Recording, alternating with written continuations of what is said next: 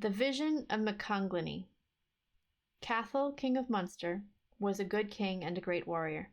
But there came to dwell within him a lawless evil beast that afflicted him with hunger that ceased not, and might not be satisfied, so that he would devour a pig, a cow, and a bull calf, and 60 cakes of pure wheat, and a vat of new ale for his breakfast, whilst, as for his great feast, what he ate there passes account or reckoning.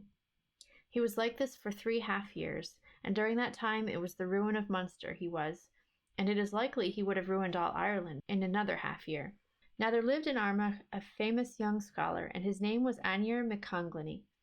He heard of the strange disease of King Cathal, and of the abundance of food and drink, of white meats, ale, and mead, there were always to be found at the king's court. Thither then was he minded to go to try his own fortune, to see of what help he could be to the king. He rose early in the morning, and tucked up his shirt, and wrapped him in the folds of his white cloak. In his right hand he grasped his even-poised knotty staff, and going right-hand-wise round his home, he bade farewell to his tutors and started off. He journeyed across all Ireland till he came to the house of Pottage. But there he stayed and told tales, and made all merry. But Pottage said, "Though great thy mirth, son of learning, it does not make me glad." "And why?" asked MacConglinney. "Knowest thou not, scholar, that Cathal is coming here tonight with all his host? And if the great host is troublesome, the king's first meal is more troublesome still, and troublesome though the first be, most troublesome of all is the great feast.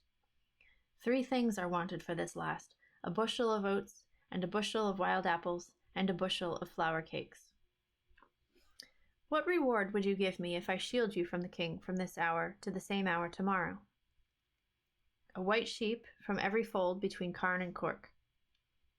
"I will take that," said MacConglinney. Cathal the king came with the companies, and a host of horse of the Munster men. But Cathal did not let the thong of his shoe be half loosed before he began supplying his mouth with both hands from the apples round about him. Pottage and all the men of Munster looked on sadly and sorrowfully. Then rose MacConglinney, hastily and impatiently, and seized a stone, against which swords were used to be sharpened. This he thrust into his mouth, and began grinding his teeth against the stone. "What makes thee mad, son of learning?" asked Cathal. "I grieve to see you eating alone," said the scholar. Then the king was ashamed, and flung him the apples, and it is said that for 3 half years he had not performed such an act of humanity. "Grant me a further boon," said MacConglinney. "It is granted, on my troth," said the king. "Fast with me the whole night," said the scholar. And grievous though it was to the king, he did so, for he had passed his princely troth, and no king of Munster might transgress that. In the morning MacConglinney called for juicy old bacon, and tender corned beef, honey in the comb, and English salt on a beautiful polished dish of white silver. A fire he lighted of oak wood, without smoke, without fumes, without sparks. And sticking spits into the portion of meat, he set to work to roast them. Then he shouted, "Ropes and cords, here!" Ropes and cords were given to him, and the strongest of the warriors. And they seized the king and bound him securely, and made him fast with knots and hooks and staples. When the king was thus fastened, MacConglinney sat himself down before him, and taking his knife out of his girdle, he carved the portion of meat that was on the spits, and every morsel he dipped in the honey, and passing it in front of the king's mouth, put it in his own. When the king saw that he was getting nothing, and he had been fasting for 24 hours, he roared and bellowed, and commanded the killing of the scholar. But that was not done for him. "Listen, King of Munster," said MacConglinney. "A vision appeared to me last night, and I will relate it to you." He then began his vision, and as he related it, he put morsel after morsel past Cathal's mouth into his own. "A lake of new milk I beheld, in the midst of a fair plain, therein a well-appointed house, thatched with butter. Puddings fresh boiled, such were its thatch rods. Its 2 soft door-posts of custard, its beds of glorious bacon. Cheeses were the palisades, sausages the rafters. Truly 'twas a rich-filled house, in which was great store of good feed. Such was the vision I beheld, and a voice sounded into my ears. Go now thither, MacConglinney, for you have no power of eating in you." "What must I do?" said I, for the sight of that had made me greedy.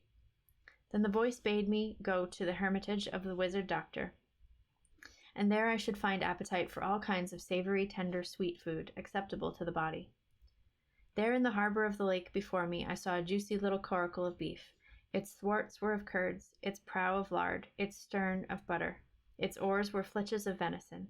Then I rowed across the wide expanse of the new milk lake, through seas of broth, past river mouths of meat, over swelling, boisterous waves of buttermilk, by perpetual pools of savory lard, by islands of cheese, by headlands of old curds, until I reached the firm level land between Buttermount and Milk Lake, in the land of early eating, in front of the hermitage of the wizard doctor.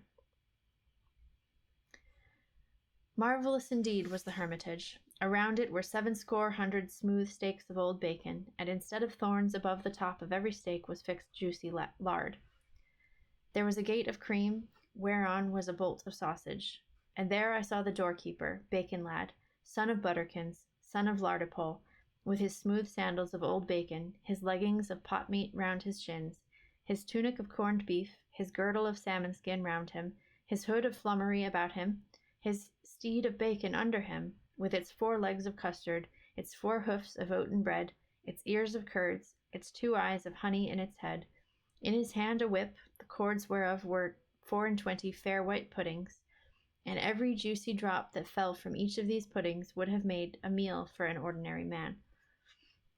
I'm getting hungry.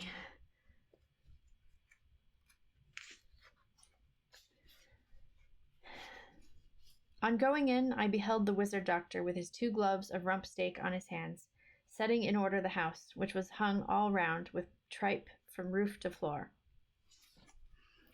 I went into the kitchen, and there I saw the wizard doctor's son with his fishing hook of lard in his hand, and the line was made of marrow, and he was angling in a lake of whey. Now he would bring up a flitch of ham, and now a fillet of corned beef, and as he was angling he fell in, and was drowned. As I set my foot across the threshold into the house, I saw pure white bed of butter, on which I sat down, but I sank down into it up to the tips of my hair. Hard work had the 8 strongest men in the house to pull me out by the top of the crown of my head. Then I was taken in to the wizard doctor. "What aileth thee?" said he. "My wish would be that all the many wonderful viands of the world were before me, that I might eat my fill and satisfy my greed. But alas, great is the misfortune to me who cannot obtain any of these." "On my word," said the doctor, "the disease is grievous.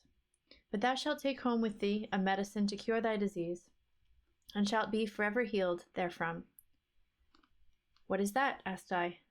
"When thou goest home tonight, warm thyself before a glowing red fire of oak, made up on a dry hearth, so that its embers may warm thee, its blaze may not burn thee, its smoke may not touch thee, and make for thyself thrice 9 morsels, and every morsel as big as a heath-fowl's egg, and in each morsel 8 kinds of grain, wheat and barley, oats and rye, and therewith 8 condiments, and to every condiment 8 sauces.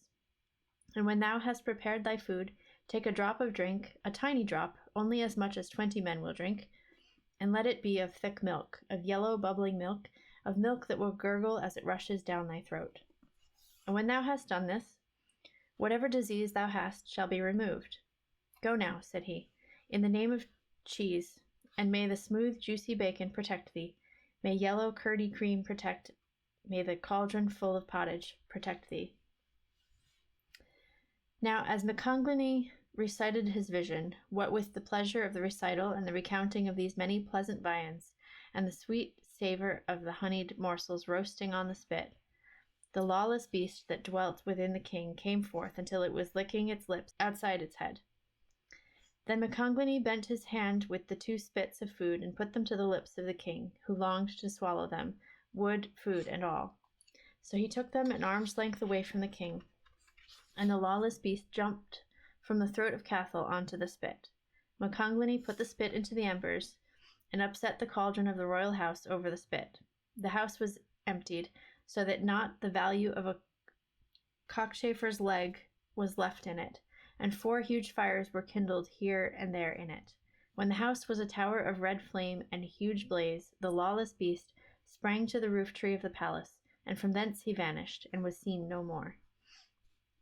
As for the king, a bed was prepared for him on a downy quilt, and musicians and singers entertained him going from noon till twilight. And when he awoke, this is what he bestowed upon the scholar: a cow from every farm, and a sheep from every house in Munster. Moreover, that so long as he lived, he should carve the king's food and sit at his right hand. Thus was Cathal, king of Munster, cured of his craving, and MacConglinney honored.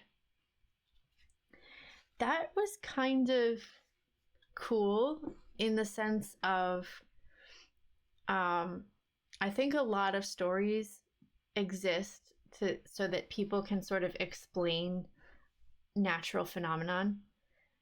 And I just feel like that's like a perfect description of just like hunger. Like, why do we get hungry? Well, there's a little demon inside you who wants to eat.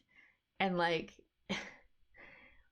I don't know. I like when stories do that. They just kind of like, here's the fantastical explanation for why real world things happen.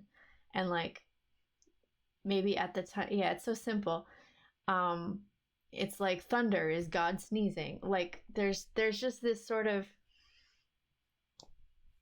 people come up with these explanations and they just have a nice feel to them. Like, one, it's simple, but two, it just sort of feels, usually it feels like an acceptable explanation. If you don't have like the science behind things, you're like, okay, that makes sense. It just feels like a reason that like my brain could accept. So I like that. I like that one. I didn't like that I could feel my stomach gurgling through all of it because I haven't had dinner yet. So I was like, oh man, I hope the mic doesn't pick that up. Hi there. Thanks for joining our book club. If you'd like to join the conversation, I would love it if you would leave us a comment. And if you'd like to see more, check out the playlist.